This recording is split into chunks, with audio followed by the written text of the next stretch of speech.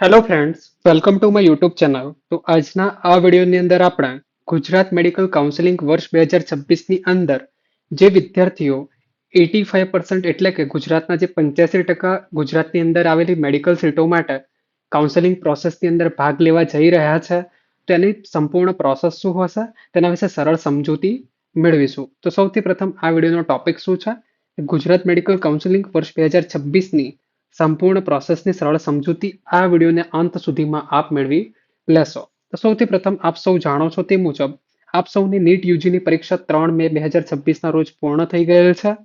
ત્યારબાદ હવે official NTA દ્વારા ઓફિશિયલ આન્સર કી જાહેર કરવામાં આવશે અને સાથે સાથે વિદ્યાર્થીઓના પોતાના ઈમેલ આઈડી પર રજિસ્ટર ઈમેલ આઈડી પર પોતાની ઓએમઆર જે છે એ મોકલવામાં આવતી હોય છે. Answer key official answer key જાહેર કર્યા બાદ જે વિદ્યાર્થીઓને કોઈ પણ મૂંઝવણ લાગી રહી છે કે આ પ્રશ્ન ખોટો છે એનટી દ્વારા જે ઓફિશિયલ આન્સર કી આપવામાં આવેલી છે એના માટે એ પ્રશ્નો માટે ચેલેન્જ માટે ઓફિશિયલ સાઇટ ઉપર વિન્ડો ખોલવામાં આવશે અને એ વિન્ડોની અંદર જે વિદ્યાર્થીઓને જે ચેલેન્જ કરવાનો રહેશે, જે વિદ્યાર્થીઓને આવું કન્ફ્યુઝન છે એ વિદ્યાર્થીઓ ચેલેન્જ કરવાનો રહેશે. ત્યારબાદ ફરીથી એક વખત આન્સર કી છે ફાઇનલાઇઝ થઈને તમે ઓફિશિયલ વેબસાઇટ પર અપલોડ કરવામાં આવશે અને જો કોઈ પણ જાતનો ડિલે નથી થતો તો જૂનના પ્રથમ અઠવાડિયાની અંદર નીટ 2026નું પરિણામ જાહેર કરવામાં આવશે. તો આ hatte રિલેટેડ ટુ પરીક્ષા ક્યારે લેવાય, આન્સર કી અને ત્યારબાદ પરિણામ ક્યાર સુધી જાહેર કરવામાં આવી શકે છે. હવે નીટ યુજીનું પરિણામ જાહેર થઈ જાય છે. નીટ યુજીના પરિણામ બાદ શું કરવાનું રહેશે? ત્યારબાદ દરેક રિસ્પેક્ટિવ સ્ટેટ છે એ પોતાનું જે સ્ટેટ કાઉન્સિલિંગ છે એની પ્રોસેસ છે એ ચાલુ કરી દેવામાં આવશે. એટલે 85% ગુજરાત સ્ટેટ કોટા સાથે સાથે જે 15% ઓલ ઇન્ડિયા સીટ છે એના માટેનું રજીસ્ટ્રેશન ચાલુ કરવામાં આવશે. તો હવે ગુજરાત મેડિકલ કાઉન્સિલિંગ દ્વારા પિન વિતરણ કરવામાં આવશે. એટલે કે ગુજરાત મેડિકલ કાઉન્સિલિંગનું જે પ્રોસેસ છે સૌથી પ્રથમ ક્યાંથી ચાલુ થશે કે સૌથી પ્રથમ પિન વિતરણની પ્રોસેસ ચાલુ કરવામાં આવશે. પિન વિતરણની અંદર ધ્યાનમાં રાખવાનું રહેશે કે પિન વિતરણ છે જેમાં 10,000 રૂપિયા રિફંડેબલ, એટલે કે જો તમે ગુજરાત મેડિકલ કાઉન્સિલિંગના જે પણ રૂલ્સ રેગ્યુલેશન છે એ ફોલો કરો છો તો એ તમને બધા રાઉન્ડના અંતે તમને 10,000 રૂપિયા છે એ રિફંડ કરવામાં આવશે. જ્યારે 1,000 રૂપિયા ચાર્જ છે, એટલે કે તમે જો ભાગ લો છો તો 1,000 રૂપિયાનો ચાર્જ લેવામાં આવતો હોય છે જે નોન રિફંડેબલ હોય છે. અને પિન છે એ પહેલા 4-5 વર્ષ પહેલા એક્સિસ બેંકની અંદર પ્રોવાઈડ ઓફલાઈન કરવામાં આવતો હોય છે હતો, પણ અત્યારના સમયમાં આ પિન છે એ 11,000 રૂપિયા તમારે ટોટલ પે કરીને તમારે ઓનલાઈન વેબસાઇટ પરથી ખરીદવાનો રહેતો હોય છે. ત્યારબાદ પિન ખરીદી બાદ વિદ્યાર્થીઓ પિનની મદદથી રજીસ્ટ્રેશન કરવાનું રહેશે. તો રજીસ્ટ્રેશનની અંદર બેઝિક ડિટેલ્સ જેવું કે વિદ્યાર્થીનું નામ, વિદ્યાર્થીની 10-12ની ડિટેલ્સ, સાથે સાથે નીટ યુજીની જે તમારે 2026નું સ્કોર કાર્ડ આવે છે તેના રિલેટેડ ડિટેલ્સ, એ બધી ડિટેલ્સ ફિલ કર્યા બાદ ત્યારબાદ રજીસ્ટ્રેશન બાદ વિદ્યાર્થીએ નજીકના હેલ્પ સેન્ટરની અપોઇન્ટમેન્ટ લેવાની રહેશે અને ત્યાં આગળ જઈને પોતાના ડોક્યુમેન્ટ્સની ખરાઈ એટલે કે ચકાસણી કરવાની થતી હોય છે. તો આ પ્રોસેસ ગુજરાત મેડિકલ કાઉન્સિલિંગ કર્યા બાદ હવે ત્યારબાદ ગુજરાતના જેટલા વિદ્યાર્થીઓએ પિન ખરીદી, ત્યારબાદ ડોક્યુમેન્ટ્સ અપોઇન્ટમેન્ટ લઈને નજીકના હેલ્પ સેન્ટર ખાતે ચકાસણી કરાવી છે તો ત્યારબાદ વિદ્યાર્થીઓનું મેરિટ જાહેર કરવામાં આવતું હોય છે.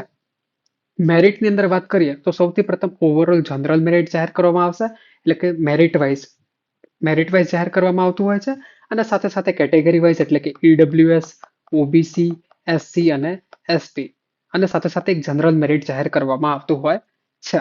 હવે મેરિટ જાહેર થઈ ગયું છે ત્યારબાદ શું કરવામાં આવશે? ગુજરાતનું મેરિટ જાહેર થયા બાદ શું પ્રોસેસ હોય છે તો તેને સમજીએ. તો સૌથી પ્રથમ રાઉન્ડની ચોઇસ ફિલિંગ માટેની તારીખો જાહેર કરવામાં આવશે. એટલે કે તમારી હવે રજીસ્ટ્રેશનની પ્રોસેસ પૂર્ણ થઈ ગઈ છે.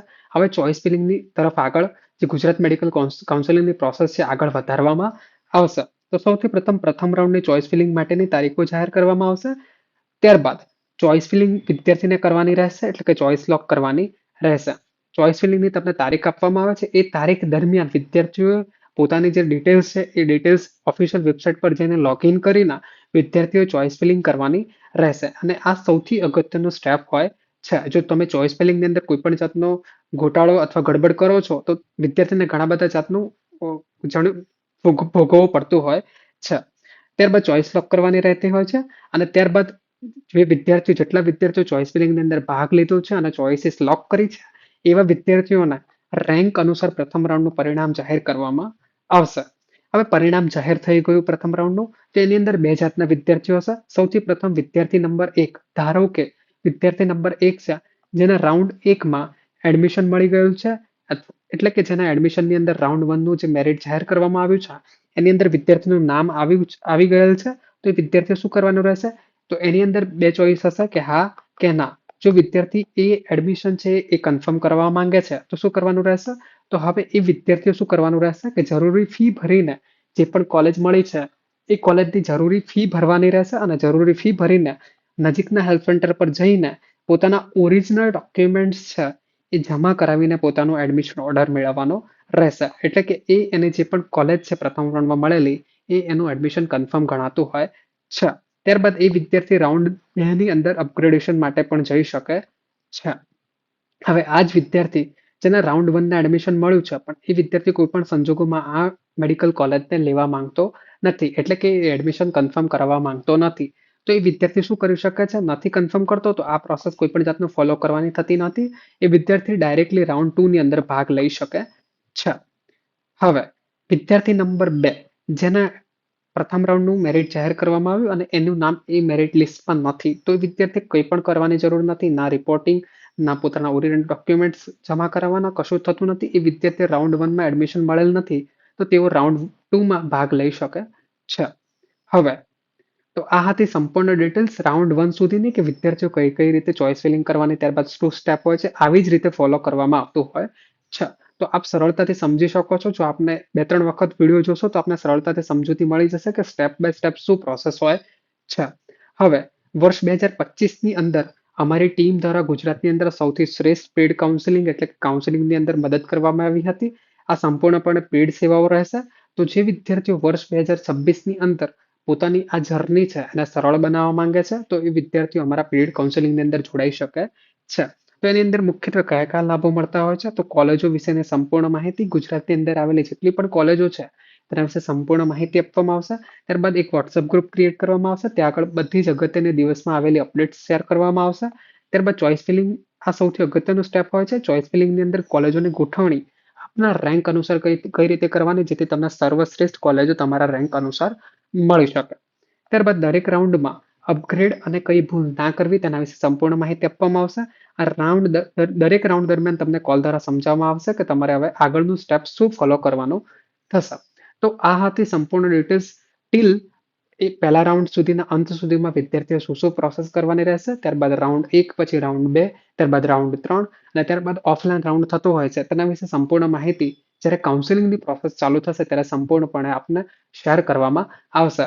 અને સાથે સાથે જે વિદ્યાર્થીઓ આ પેઇડ કાઉન્સેલિંગની અંદર જોઈન થવા માંગતા હોય અને પોતાનો સ્લોટ બુક કરાવવા માંગતા હોય એડવાન્સમાં, એ વિદ્યાર્થીઓ આપેલ નંબર પર કોલ કરીને વધુ માહિતી મેળવી શકે છે, અથવા વોટ્સઅપ પર મેસેજ કરીને પણ વધુ માહિતી મેળવી શકે છે. તો એ નંબર શું છે? તો 8141533023.